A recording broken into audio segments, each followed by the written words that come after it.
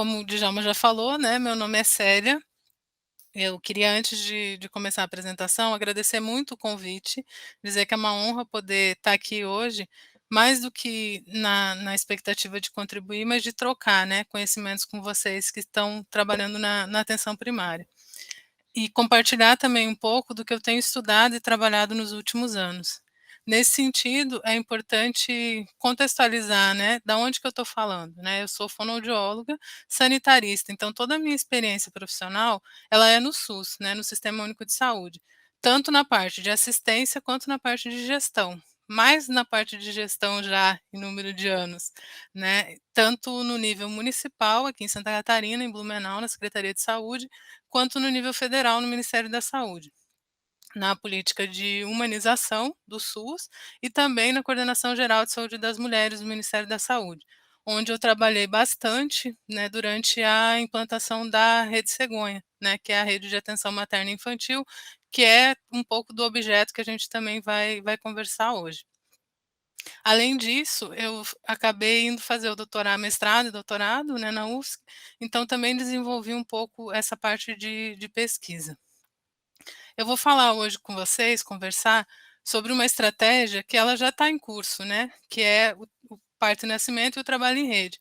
No Brasil, a gente tem uma rede de atenção voltada para essa questão, né, então não é uma grande novidade, né, não vou trazer só novidades, né, mas sim uma estratégia que já está em implementação. Então a minha expectativa é trazer elementos para reflexão, compartilhar, né, algumas questões com vocês e também apontar alguns elementos novos nesse trabalho em rede.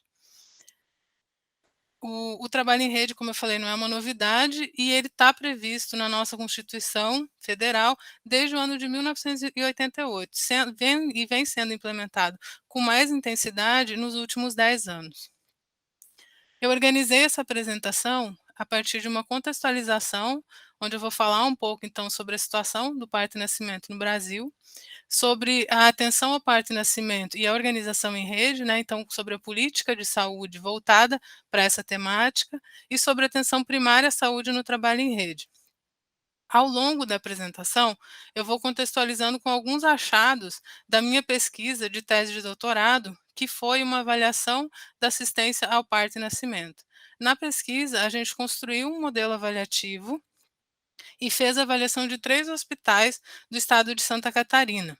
Esses 3 hospitais foram selecionados porque foram os hospitais melhor avaliados na avaliação do Ministério da Saúde, que avaliou as maternidades da Rede Cegonha. Então, ao longo da apresentação, eu vou falar também um pouco dos achados da tese, especificamente no que se relaciona com a atenção primária e o trabalho em rede. Não todos os achados da tese, mas só esse recorte. Para começar, então, um pouco a entrar no tema especificamente, é importante a gente considerar que a assistência ao parto e nascimento, ela vem passando por mudanças ao longo do tempo, ao longo dos anos, né? Historicamente, ela vem sendo modificada. E ela vem passando por modificações devido a influências de vários âmbitos, né? Desde da industrialização, processos sociais, as mudanças econômicas que foram ocorrendo com a população, o crescimento populacional, as estratégias de pesquisas científicas, né, os novos conhecimentos, a implementação da medicina, da própria obstetrícia, a indústria farmacêutica, então todos esses os movimentos sociais, então todos esses aspectos, eles foram influenciando o modo como a assistência ao parto e nascimento vinha sendo realizada. Inicialmente, a assistência ao parto e nascimento ela ocorria nos domicílios e era um processo muito feminino, né? Geralmente as mulheres eram atendidas por outras mulheres no momento do parto e mulheres da sua rede social, né? Parteiras, familiar, então e isso acontecia no âmbito do domicílio. Ao longo do tempo, o parto passou a ser o que a gente fala de institucionalizado, né? Então ele passou a ser realizado nos hospitais, ele saiu do domicílio e foi para os hospitais. Esse fato aconteceu em meados do século XX, né, lá perto de 1950, isso começou a ser mais fortalecido, né, em todo o mundo, no Brasil inclusive. E isso também gerou com que os estados e os municípios, enfim, os países, organizassem diferentes modelos de atenção ao parto e nascimento. Essa é uma questão assistência ao parto e nascimento, que é de muita relevância para a saúde coletiva, devido à sua magnitude. Se a gente for pensar, nascem no mundo por ano, em média, 95 milhões de pessoas, né? Então bilhões de pessoas, um contingente grande. Tem uma complexidade, né? Porque em que pese seja um processo fisiológico, às vezes ele necessita, né, de tecnologias e de uma assistência mais complexa. Tem toda uma singularidade, porque cada parto e cada nascimento é um parto e um nascimento, né, específico, e tem um significado não só familiar, mas também social. No Brasil, essa intervenção ela está totalmente incorporada nos serviços de saúde, né?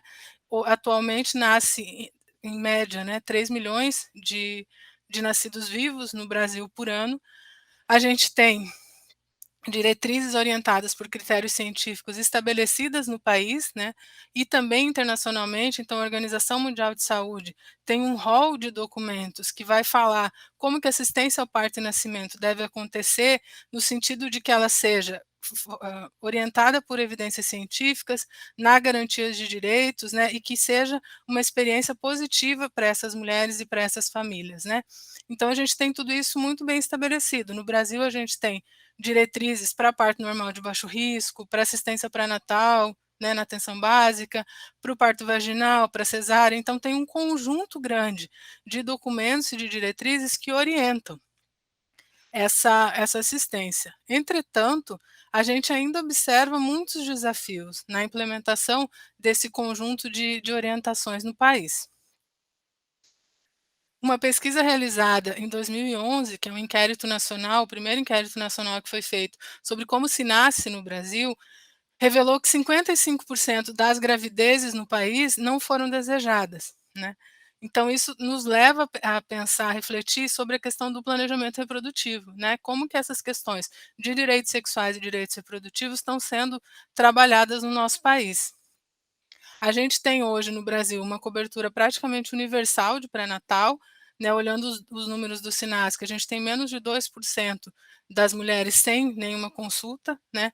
Entretanto, a gente tem contextos de desigualdade nesse acesso, né, mulheres negras, indígenas com menos escolaridade e com nível socioeconômico mais baixo têm menos acesso, né. A gente tem uma cobertura alta de consultas, né, de 7 ou mais consultas, chegando a 72%, mas a gente tem questões relacionadas à qualidade global da assistência pré-natal, né.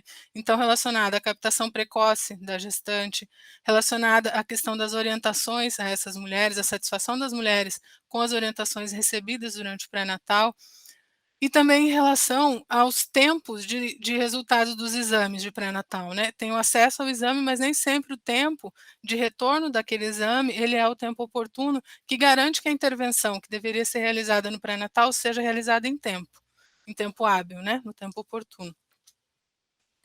A gente tem no país 98% dos partos sendo realizados nos hospitais, 96% são assistidos por profissionais habilitados, em sua grande maioria por médicos. Entretanto, a gente tem a pesquisa realizada em 2011, a Nascer no Brasil, revelou que a gente tem só 5% de partos vaginais espontâneos, que são aqueles partos sem nenhum tipo de intervenção, né. E a gente tem também um percentual alto de cesarianas, que coloca o Brasil como um dos países com o maior percentual de cesariana, né. O aumento das cesáreas é uma realidade mundial, não é só brasileira, mas a América Latina se destaca como a região com maior aumento, e o Brasil ele fica entre primeiro e segundo, né, país no mundo em relação ao número de cesarianas, ao percentual de cesarianas que vêm sendo realizadas. E esse aumento nas cesarianas aumenta também a prematuridade relacionada às cesarianas eletivas, né. Ou seja, nem sempre aquele bebê estava pronto para nascer, né, mas ele nasce em função de uma cirurgia que nem sempre tem indicação clínica. Então isso é uma questão também que faz parte desse contexto da assistência ao parto e nascimento no Brasil. Eu falei já um pouco sobre uma avaliação, né, que foi realizada em 2011, que é o estudo Nascer no Brasil, e em 2017 o Ministério da Saúde realizou a avaliação da Rede Cegonha. Então avaliou 606 maternidades no país inteiro em relação às práticas voltadas à assistência ao parto e nascimento. Em que pese esses 2 estudos, eles tenham números diferentes, né, amostras diferentes, eu coloquei os 2 no mesmo slide para a gente ter uma noção de que, em que pese a gente ainda tenha dificuldades na assistência ao parto e nascimento, a gente tem uma tendência de melhoria, né. Quando a gente vai olhar a frequência de intervenções, a gente vê que em 2017 elas estão diminuindo, né, a tendência delas é de diminuição. Por exemplo, a manobra de Christeller, que é uma prática de empurrar a barriga para o bebê sair, né, que é uma prática que não é recomendada nem pelas evidências científicas, nem pela Organização Mundial da Saúde, inclusive é considerada violência, né. Quando a gente olha, compara 2011 com 2017, a gente vê que tem uma tendência de redução, né. A mesma coisa com a episiotomia, né, que é o corte na vagina no momento do período expulsivo, que também não tem indicação de evidência científica de ser realizada como rotina, né, também está diminuindo. A mesma situação em relação ao parto na posição de litotomia, né, a posição deitada, também tem uma tendência de diminuição. E o uso do catéter venoso, já, né, durante de rotina, né, também já está se observando uma diminuição. A mesma coisa em relação às práticas assistenciais recomendadas. Tem se observado uma tendência de melhoria. Se a gente observar a analgesia, por exemplo, ela tem aumentado o uso de líquidos ou de alimentos durante o trabalho de parto, né, a oferta de uma dieta, né, líquida ou de algum alimento durante o trabalho de parto também aumentou. A deambulação, né, que é poder se movimentar livremente durante o trabalho de parto, também tem aumentado. A mesma coisa em relação ao uso de métodos não farmacológicos para alívio da dor, né, então usar bola, né, todas as massagens, essas estratégias que não são a analgesia farmacológica e que vão ajudar a diminuir a dor também tem aumentado. E a questão do acompanhante no trabalho de parto, que já passou de 80% das maternidades que aceitam um acompanhante de livre escolha da mulher durante o trabalho de parto. Então esse cenário, ele é um cenário que, em que pese a gente ainda tenha uma alta frequência de intervenções, né, não dá para a gente dizer que está tudo bem, né, na assistência ao parto e nascimento hospitalar, a gente tem ainda essa frequência alta de intervenções, mas elas estão com uma tendência de diminuição as práticas assistenciais recomendadas com uma tendência de aumento. Então, esse é um bom cenário que nos ajuda a perceber que essas coisas estão melhorando, né? E coloca a luz também para onde a gente precisa melhorar mais.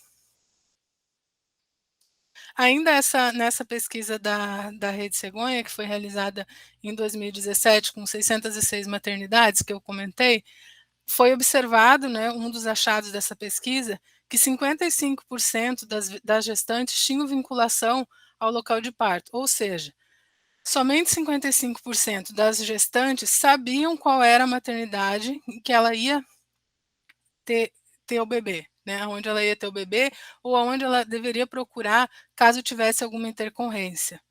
Isso é uma questão que nos alerta, principalmente pensando no trabalho em rede, né, porque a vinculação da gestante, ela é uma ação importante para a diminuição da peregrinação em busca de atendimento, que pode levar a um agravamento de uma situação ou até ao aumento de morbimortalidade materna e neonatal. 21% das gestantes peregrinaram por busca de assistência ao parto. Esse percentual, ele a tendência dele também é de diminuição, mas ainda é um percentual alto, né, devido à importância dessa ação das gestantes estarem vinculadas a uma maternidade. E as maternidades, na indisponibilidade de leito para internação para o parto, a maioria delas acolhia essa parturiente e acionava a central de regulação para transferir.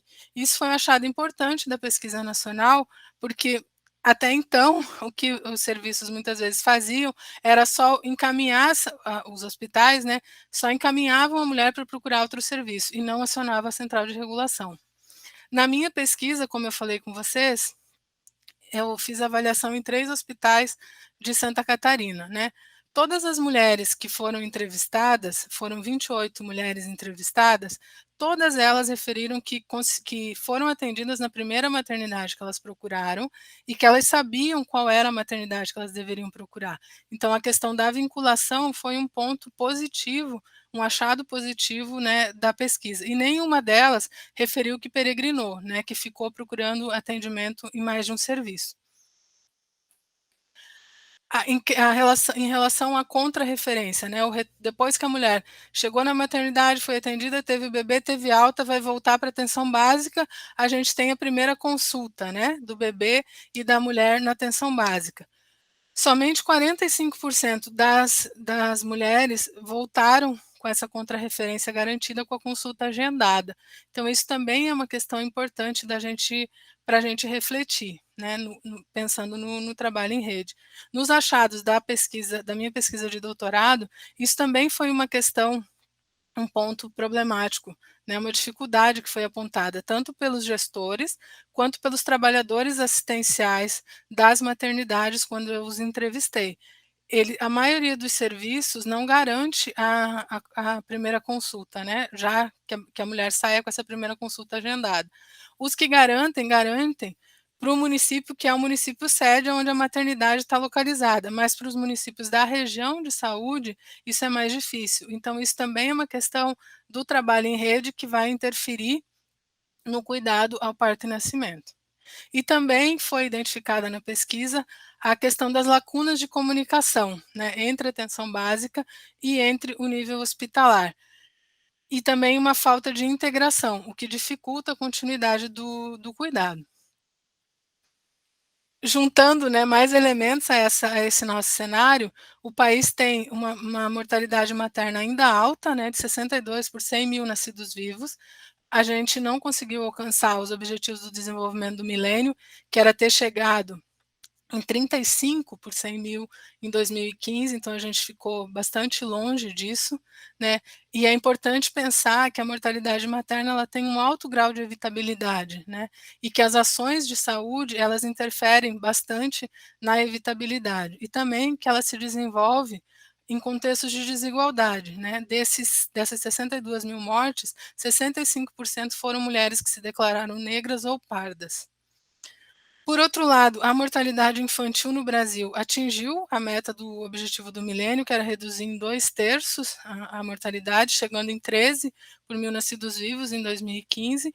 Entretanto, o componente neonatal, que é o componente bastante relacionado às ações, né, do serviço de saúde, do hospital, da maternidade, ele é responsável por 54% das mortes.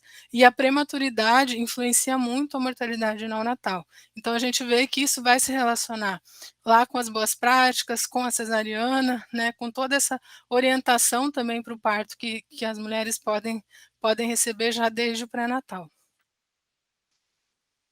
Além disso, a gente tem ainda episódios de violência no momento do parto, ocorrendo no território brasileiro. Uma pesquisa revelou que 25% das mulheres referiram que passaram por algum episódio de violência. E atenção ao puerpério, com as ações mais voltadas ao recém-nascido do que à mulher. Então, a saúde das mulheres, muitas vezes, depois que o bebê nasce, fica mais em segundo plano. E a gente tem a questão da depressão pós-parto, né, a questão da vida sexual, da retomada da vida sexual, das dificuldades pós-parto, né, que as mulheres podem ter, que são importantes de serem debatidas e de serem consideradas também durante o puerpério. Então a gente tem aí um conjunto de desafios, né, na assistência ao parto e nascimento. E esse conjunto de desafios, ele vem sendo, enfrentado, né, há bastante tempo, né, não é uma questão, recente, né. A gente tem no país, principalmente até 1970, um foco muito grande das ações do sistema de saúde, que ainda não era SUS, né, nessa parte materna e infantil, então o olhar para a mulher, muito voltado para a mulher que vai ter um filho, né, esse papel social da mulher muito ligado ao papel de mãe, né, então toda a organização da assistência à saúde da mulher voltada para esse período, né, materno infantil. A gente tem um marco importante em 1984, que é o Programa de Assistência Integral à Saúde da Mulher, que é um programa que foi colocado em prática muito em função do movimento de mulheres, né, de reivindicações das mulheres, para que tivesse um olhar amplo, né, que olhasse para a mulher em todos os seus ciclos de vida, né, não só nessa parte do período gravídico e puerperal, né. Então isso é um marco importante. Outro marco importante é o Programa de Humanização do Parto e Nascimento, que foi implementado em 2000, que também tem uma grande força dos movimentos sociais pela mudança da assistência ao parto e nascimento, né? Então, a partir da implementação do PHPN, né, do Programa de Humanização, muitas ações voltadas à qualificação da assistência ao parto e nascimento foram implementadas e vêm sendo implementadas, né? E o programa de assistência integral à saúde das mulheres lá de 1984. Em 2004, ele se transforma numa política nacional. Então, a Política Nacional de Atenção Integral à Saúde das Mulheres, e a Rede Cegonha faz parte de um dos eixos dessa política. É importante a gente entender que a Rede Cegonha não está isolada, né? Ela é uma estratégia dentro de uma política. E aí, nesse sentido, eu queria reforçar também que a saúde da mulher, ela tem diversos outros eixos, né? A gente tem atenção clínica ginecológica e climatério, atenção às mulheres e adolescentes em situação de violência, saúde sexual e saúde reprodutiva, né? Que aí entra o planejamento reprodutivo e a questão das ISTs, HIV e AIDS, atenção a segmentos específicos da população feminina, como ciganos, população ribeirinha, né? Todas essas questões específicas da população, a atenção ao câncer de colo de útero e de mama e a atenção obstétrica, que é um dos eixos dessa política. Hoje, no nosso país, a atenção obstétrica ela está estruturada como uma rede de cuidados materno e infantil, né, que tem um nome próprio, né, que a gente chama de rede cegonha, mas é uma rede de cuidados materno e infantil. Que a implementação da rede cegonha traz de diferente, né? Quando a gente vai pensar as redes de atenção em saúde, a tendência é a gente pensar em serviços que sejam integrados no território, né, regionalmente organizados e que visem garantir a integralidade do cuidado. Eu trouxe uma frase do Eugênio Vilaça Mendes, da portaria de estruturação das redes de atenção à saúde, que foi publicada em 2010, que eu acho que é bem um exemplo importante para a gente compreender o conceito de rede, né, que é o arranjo organizativo de ações e serviços de saúde de diferentes densidades tecnológicas, né, então, da atenção primária, secundária, terciária, que integradas por meio de sistema de apoio técnico, logístico e de gestão, e que buscam garantir a integralidade do cuidado. Então, essa questão da integração dos serviços, da integração das ações, ela é um foco bastante importante da organização de uma rede. E os países, né, e a literatura que têm implementado as redes de atenção à saúde têm aportado informações importantes no sentido dos efeitos dessa implementação, né? Então, a diminuição das internações, o aumento da satisfação dos usuários, o uso adequado de recursos, né, porque faça um planejamento na distribuição dos serviços, os serviços com melhor custo-efetividade, a melhor qualidade dos serviços e uma maior colaboração entre gestores e serviços de saúde. Então, esses são aspectos que têm sido apontados pela literatura como aspectos favoráveis da implementação das redes de atenção à saúde. No âmbito da saúde materna e neonatal, o fortalecimento das redes tem muito foco no cuidado continuado, equitativo, seguro, integral e multiprofissional, desde o pré-natal, parto e pós-parto. Quando a gente vai pensar em integração dos serviços, que, como eu falei há 2 slides atrás, é uma questão muito central na estruturação de redes, a gente está falando de mudanças, no mínimo, em 3 níveis, né? No nível estrutural, que é a compreensão de que o meu serviço, ele não termina no muro dele, né? Eu tenho que extrapolar as fronteiras da minha organização e me entender enquanto parte de um sistema de saúde, né? De uma rede de atenção que faz parte de um sistema de saúde. Um aspecto clínico, né, que é a modificação nas práticas profissionais, então, a implementação de linha de cuidado, de protocolos, né, que são ações importantes para a gente se comunicar também entre os serviços, né, e entre os níveis de atenção. E a cooperação, ou seja, novos formatos de negociação e de acordos entre atores e organizações. Então, se eu quero trabalhar de maneira integrada, eu preciso ter espaços onde eu possa falar, refletir sobre o meu trabalho e fazer pactuações, né? Porque a articulação entre os serviços, ela não está dada e ela não vai acontecer automaticamente. Ela demanda diálogo, né? E demanda negociação e demanda pactuação. Então, esses aspectos são aspectos bastante importantes quando a gente vai pensar a integração dos serviços. Pensando ainda na assistência ao parto e nascimento, além da organização em rede, uma premissa fundamental da Rede Cegonha, né, da Rede de Atenção Materna e Infantil, é a humanização do cuidado. E a humanização do cuidado, ela está traduzida enquanto práticas orientadas por critérios científicos, o uso racional de tecnologias, ou seja, não é negar as tecnologias assistenciais existentes que a gente tem, né, mas é fazer um uso racional, né, um uso de acordo com as necessidades, a defesa dos direitos, a autonomia e a participação das mulheres nas decisões assistenciais. Então essas premissas, elas são premissas importantes também para a organização da assistência ao parto e nascimento, e desde a gestação até o pós-parto também, né, porque elas permeiam toda a rede cegonha. A rede cegonha que visa, né, o planejamento reprodutivo, a atenção humanizada à gravidez, ao parto e puerpério, e a criança, assegurar à criança o nascimento seguro, o crescimento e desenvolvimento saudáveis. Vocês já devem saber, né, porque vocês estão trabalhando na atenção básica, mas para a implementação da rede cegonha é necessária a contratualização entre os pontos de atenção, a definição das metas, tanto quantitativas quanto qualitativas, e processos de monitoramento. Ela está organizada em 4 componentes, né, pré-natal, parto e nascimento, puerpério e atenção integral, e sistema logístico, transporte sanitário e regulação, tendo a atenção primária como coordenadora de todos esses componentes. Existem diferentes pontos de atenção, né, que vão fazer parte da rede, desde a unidade básica e domicílio, que estão no âmbito do município, né, das áreas e microáreas do município, a assistência secundária com as maternidades de risco habitual, centro de parto normal, internação pediátrica, e o terciário, que vai ter casa de gestante, bebê e puérpera, maternidade de referência para o alto risco, que pode atender o risco habitual também, e unidade de cuidado intensivo neonatal e cuidado intermediário neonatal também, e cuidado pediátrico. Então esses pontos de atenção, eles vão se articular, né, eles precisam estar articulados.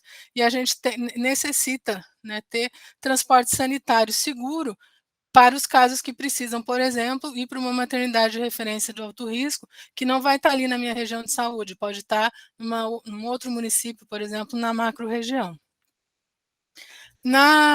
Um dos achados da minha pesquisa foi que a pactuação desses leitos, principalmente esses leitos de alto risco, né, nos hospitais, ela apresentou dificuldades, né. Muitas vezes o pessoal das maternidades informaram dificuldades em conseguir um leito, por exemplo, de UTI materna que estava pactuado com outro serviço. Então essas pactuações, elas precisam sempre ser revistas, né, ser repensadas e rediscutidas no âmbito da região de saúde. Em Santa Catarina, o estado ele aderiu, né, à Rede Cegonha, então a gente tem a rede de atenção materna e infantil implementada em todas as regiões de saúde, tem a lei que permite a presença de doulas, né, nos serviços de saúde, tem uma lei contra a violência obstétrica, o estado também investiu na criação de uma linha de cuidado materno e infantil e na definição de referências para o parto e de compromissos entre os hospitais, que são essas referências, né, então do hospital estar aberto 24 horas por dia com equipe completa, ter presença de enfermeiro obstétrico, realizar os testes de triagem neonatal que são feitos no hospital, então um conjunto de compromissos desses hospitais para qualificar a assistência ao parto e nascimento. Isso aqui eu já falei. Outra questão que é importante é que os serviços estejam organizados para serem acessíveis e resolutivos às necessidades da população. Nesse sentido, o acolhimento com uma escuta atenta e qualificada e que observe as demandas trazidas pelas usuárias, ele é uma ferramenta muito importante para a atenção básica, né? Porque é aí que você vai conseguir definir as ofertas, né, para cada mulher e estabelecer critérios de encaminhamento. Outras ações, né, que são desenvolvidas é a captação precoce, a avaliação de vulnerabilidade, mas eu não vou falar de todas as ações, eu só vou, falar mais das que têm relação com o trabalho em rede. Por exemplo, a estratificação de risco a cada atendimento na atenção básica, ela é uma estratégia muito importante de ser feita, né, porque é onde a gente vai poder observar mudanças, né, nessa gestação e poder, precocemente ou em tempo oportuno, encaminhar uma mulher, por exemplo, para um pré-natal de alto risco. Lembrando que o encaminhamento demanda sempre esse acompanhamento, né, então a gente encaminhar e continuar responsável por essa mulher, né, ver se ela conseguiu esse atendimento, porque muitas vezes leva, por exemplo, 3 meses para conseguir, né, e aí aquilo já não faz mais sentido. Então ter todo esse cuidado no acompanhamento das gestantes que precisam do alto risco. As atividades educativas eu também queria chamar atenção aqui, porque também tem a ver com trabalho em rede. Nas atividades educativas, poder trabalhar as questões, né, de orientar para o parto vaginal, né, da mulher, falar sobre essas questões das práticas recomendadas e das práticas não recomendadas no momento da assistência ao parto e nascimento, no sentido de que essas mulheres possam fazer escolhas informadas e planejadas desde a gestação. E aí aqui tem uma ferramenta importante que é o plano de parto, que é onde a mulher vai colocar o que ela deseja que aconteça no seu processo de parto, né, quando ela vai para o hospital, que ele pode ser construído no âmbito do pré-natal, né, junto com a equipe de atenção básica. 10 minutos. Ah, ok, obrigada. Outra questão importante que tem a ver com trabalho em rede, né? Vocês viram lá na imagem da rede, né? Que é uma imagem já bastante conhecida dos pontos de atenção, é manter contato com essas maternidades de referência, né? Então, ter espaços. Hoje a gente tem muita possibilidade de fazer essas discussões online, né? Então, manter contato com as maternidades de referência sobre as mulheres que são atendidas lá, né? Pactuar contra a referência. Como eu falei para vocês, ainda a gente tem muita dificuldade, né, na garantia da primeira consulta, e esse contato entre a atenção básica e a maternidade, ele pode estreitar esse caminho, né, e facilitar esse caminho. Outra questão que é importante para as equipes de atenção primária é conhecer a área física e as práticas da maternidade de referência da sua região de saúde, né, para poder orientar a gestante no momento do plano de parto. E o acompanhamento de indicadores, né? Então, olhar para o que a gente vem produzindo no serviço, né? Se o que a gente vem produzindo está dando conta da nossa necessidade e poder traçar estratégias para modificar essas realidades, né? Queria chamar a atenção também sobre uma outra questão, que foi um achado também da minha tese, né? Na tese, a gente perguntava sobre a questão do registro da assistência, tanto na caderneta da mulher quanto na caderneta da criança, ou em algum outro instrumento, que fosse o sumário de alta, enfim. E no caso da mulher, todos os hospitais que eu fiz a pesquisa, eles tinham mais dificuldade em devolver para a atenção básica os dados da mulher, do bebê isso já estava mais sistematizado, fazendo parte do processo de trabalho, mas no caso da mulher, ainda com uma fragilidade nesse repasse de informações para poder garantir a continuidade do cuidado na atenção básica. Então, isso é uma questão que é bastante importante também de ser discutida. E é o outro lado também, né? Na pesquisa, todas as mulheres que eu entrevistei, elas referiram que foi utilizada a caderneta da gestante que elas traziam, né, desde o pré-natal no hospital, que o hospital olhou a caderneta, olhou os exames, o que tinha sido realizado. Então, ela é um instrumento muito importante, a caderneta da gestante, para a gente poder fazer o registro, né, das condutas e dos achados. E também para registrar o nome do hospital de referência para o parto e para as intercorrências. Parece uma coisa simples, né, mas no momento de uma intercorrência ou de uma, enfim, do próprio processo, de início do processo de trabalho de parto, você saber, né, aonde que é o lugar, o nome do lugar, o telefone do lugar, é uma coisa que facilita. E também informar, né, na caderneta qualquer situação que caracterize risco gestacional e se porventura tiver que mudar o hospital, né? Era uma maternidade referente de risco habitual, por exemplo, mas ela vai precisar passar para uma referência de alto risco. Então, isso também está registrado, né? As cadernetas de saúde, elas permitem a comunicação entre as equipes, né, da APS com os demais níveis de atenção. E, além disso, elas, né, contemplam toda essa história. Então, por mais que pareça uma coisa simples, ela é uma questão que ainda não está totalmente implementada nos nossos serviços de saúde e vai interferir no nosso trabalho em rede. Outro tema que eu queria destacar para vocês é a questão da vinculação, que, como eu falei lá no início, na minha pesquisa, a gente identificou que que todas as gestantes tinham essa vinculação, né? Então, a vinculação à maternidade que vai ser realizado o parto, ou onde ela vai ser atendida nos casos de intercorrência. Essa vinculação, ela objetiva integrar os níveis de atenção, garantindo a continuidade do cuidado, garantir acesso, o acolhimento imediato, né, porque vai ser uma maternidade de referência que está pactuada, e impedir a peregrinação. a peregrinação é uma questão muito importante que pode levar a atraso na assistência, sofrimentos desnecessários e risco de morbidade e mortalidade materna e neonatal. O Brasil, inclusive, tem um caso emblemático, que é o caso que ficou conhecido como caso Aline Pimentel, que é uma gestante do Rio de Janeiro, que ela veio a óbito, né, foi uma morte materna, e que foi um caso de peregrinação, e o Brasil chegou a ser condenado em cortes internacionais por uma negligência assistencial. Essa questão das demoras na busca do atendimento da gestante, na literatura ela está caracterizada como o modelo das 3 demoras. Desde 1990, mais ou menos, já tem essa definição. Então, as demoras que vão interferir no agravamento do quadro, que é a demora na decisão em procurar assistência, por dificuldade de compreender complicação, fatores socioeconômicos, dificuldade de acesso, ou por ter uma percepção negativa da qualidade do cuidado que vai ser encontrado no hospital, a demora em alcançar a assistência, e aí entra a peregrinação. Então, a mulher não saber qual que é a sua unidade de referência, né, não ter essa clareza, a questão do transporte, da localização dos serviços e a demora para receber assistência, seja por falta de equipamentos, de pessoal, ou insuficiência de equipe com treinamento adequado e inexistência de protocolos. Então, a gente vê que aqui a questão das orientações no pré-natal, por exemplo, sobre sintomas, sinais e sintomas durante a gestação, que devem causar um alerta para a mulher, muito importante, e a questão da vinculação, né, de garantir a vinculação da mulher à maternidade de referência também como 2 fatores importantes que podem ajudar para que não tenha um caso de morbimortalidade, né.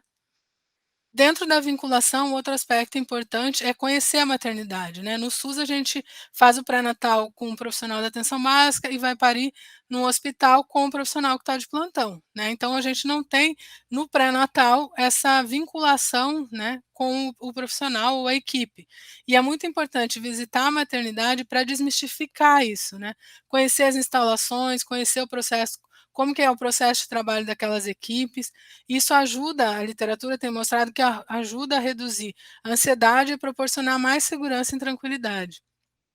Na minha pesquisa da tese, a gente observou que todas as maternidades ofertavam a visita, mas nenhuma das mulheres referiu ter participado da visita. Então isso é uma questão para a gente pensar, né, até se a modalidade da visita precisa ser presencial.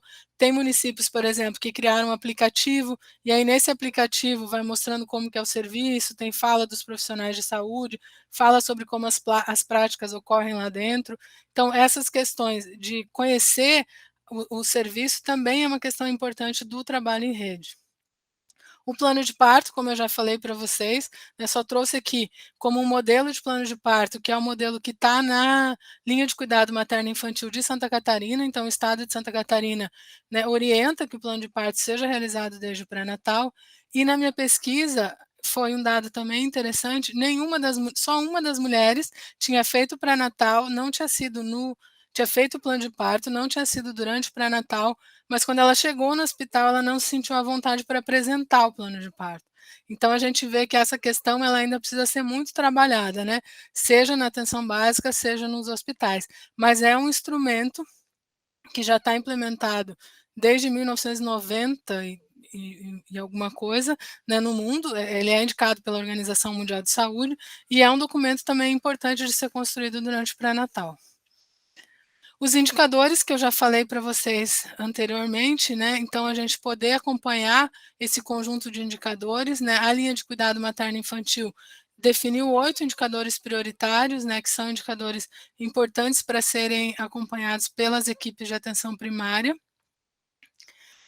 E era isso. Eu queria no final, só mostrar para vocês, deixar aqui como uma indicação, né, o portal de boas práticas da Fiocruz, né, que faz parte da estratégia que eu trabalho, que é um portal onde as pessoas, os profissionais, tanto da atenção básica quanto de maternidade, podem se cadastrar, né, aonde tem diferentes artigos, evidências científicas. Então tem muito material, normativas, protocolos disponível, e também tem encontros que, assim como o telesaúde, também ficam disponíveis online para poder assistir depois ou pode assistir também em tempo real. Queria também só reforçar que todo esse esforço, né, que tanto a atenção básica faz, como a assistência hospitalar faz, né, os níveis secundários também fazem, para a gente conseguir alcançar um SUS, né, que seja resolutivo e capaz de atender ao direito à saúde, ele demanda que a gente esteja sempre se comunicando, né? Então, poder pensar o trabalho, poder refletir sobre o trabalho, ter momentos de discussão, né, ter momentos de troca e de pactuação, é uma necessidade que, para a implementação da rede de assistência materna e infantil, ela precisa ser retomada, né? A gente precisa voltar a pensar o trabalho, a refletir sobre o trabalho e a fazer novas pactuações, para poder garantir o direito à saúde, que é o que a gente luta, né, diariamente no sistema de saúde. Obrigada pela atenção de vocês e eu estou à disposição para a gente seguir conversando. Beatriz já está aqui elogiando, excelente apresentação, concordo, muito bem explicado os dados, uma excelente pesquisa, né? Enfim, várias informações bem relevantes, reflexões, né? Enfim, como você colocou, Célia. Tem uma pergunta aqui que, enfim, vamos ver se você consegue nos auxiliar a responder, mas acho que ela foge um pouquinho do eixo temático da nossa web, mas vamos lá. A Lenir perguntou por que aparece diabetes durante a gestação. Né? Ela colocou que é de União do Oeste, sempre participando. Obrigado, Lenir, pela participação ativa aí com a gente toda quarta-feira. Ela é de União do Oeste, é agente comunitária de saúde. Obrigado aí pela participação. Sim, essa preocupação com diabetes gestacional, ela está sempre presente, né? Mas como você falou, não é o meu campo, né, de atuação e nem a minha prática, né? Então acho que é uma questão talvez que possa ser encaminhada para os especialistas do próprio telesaúde, né? Não sei como que isso funciona, para poder alguém da área, né, de enfermagem ou da medicina fazer essa orientação, que aí é uma questão mais clínica, né? Certo, beleza. Enfim, Lenir, o telesaúde tem, como a Célia que também já colocou, nós temos o serviço de teleconsultoria, que serve aí para estar auxiliando em demandas, né, de casos clínicos, processos de trabalho, enfim, essas dúvidas, né, mais pontuais, e como, né, a gente já colocou aqui que foge um pouco da temática, que hoje a gente está falando sobre a rede, né, o apoio aí, enfim, esse processo, você pode estar solicitando essa sua dúvida, encaminhando as dúvidas lá no nosso serviço de teleconsultoria. Então, você acessa o nosso portal, o STT, e aí lá nas teleconsultorias você encaminha esse questionamento, enfim. Lembrando que o serviço de teleconsultoria ele está à disposição de todas as categorias profissionais, tá? Às vezes há uma dúvida, um receio, né? Por parte acham que é só para médico ou só para uma outra categoria, enfim, são para todas as categorias, beleza? Beatriz colocou aqui que ela se sente tão distante da maternidade na atenção primária, principalmente porque os índices de cesárea no município são altíssimos. Beatriz, se você puder compartilhar de qual município você está falando, né? Só para a gente contextualizar. Fica difícil realizar algumas atividades sabendo dos desfechos. Ainda assim, diz que ela relata aqui que tenta resistir, orientar aí o depoimento, né, da Beatriz. E aí, Célia, se você quiser comentar, São Bento do São Sul. Bento. Comentar, enfim. Isso que você traz, Beatriz, né, não se sinta sozinha, né, é uma realidade de muitos municípios, né, infelizmente. Essa se sentir isolado, né. Como eu falei na apresentação, a gente precisa retomar esses espaços de discussão da rede, né, mesmo que seja de maneira virtual, enfim, né, a pandemia trouxe, né, essa questão da gente poder fazer mais encontros virtuais do que presenciais, acho que é uma coisa que a gente pode usar, né, a nosso favor nos serviços de saúde. Então, esse diálogo ele precisa acontecer, né?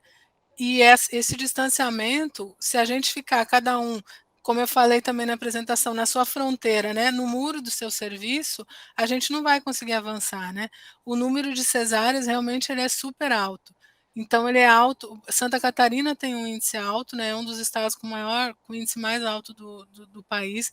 E é muito importante que isso seja debatido também durante o pré-natal com as mulheres, né? Essas questões das práticas assistenciais, de cesárea, de desmistificar o parto normal, né, conhecer essas maternidades, né, como que é a oferta de serviços, e também, às vezes, a gente vai precisar lançar mão da gestão, né, pedir um suporte para a nossa gestão de saúde das mulheres, coordenação da rede cegonha, enfim, para processos que sejam processos de mais pactuação, né, que demandem pactuação.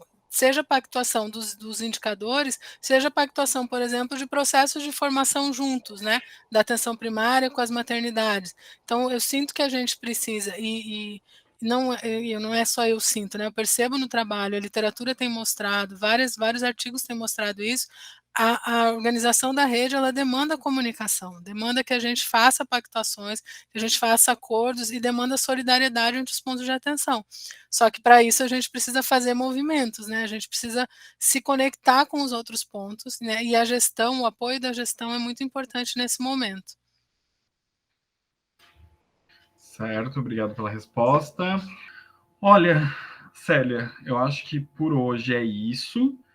Se você quiser reforçar alguma informação que você passou hoje na sua palestra, quiser fazer algum convite, enfim, compartilhar algum local, né, onde as pessoas podem estar buscando informações sobre a temática, enfim, fique à vontade para fazer esse encerramento da atividade.